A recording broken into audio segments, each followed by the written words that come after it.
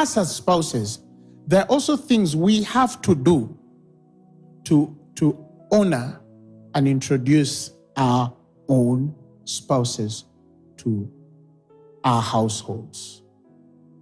Our households.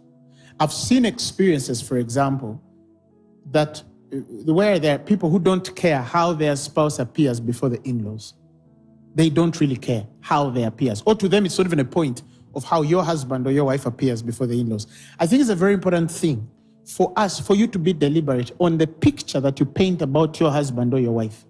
There are conversations I can never have about my wife to my in-laws, to my brothers and sisters.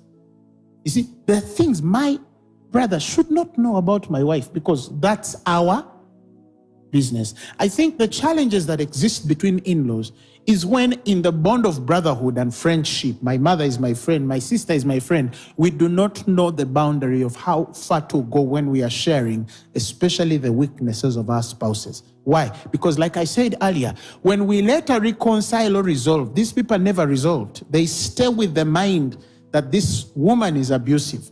This woman is selfish. You see, so later on people, yes, you later become good, but that is why you have noticed that when, for example, a man realizes that he was once reported to the in-laws, he's not the kind who will want to visit in-laws.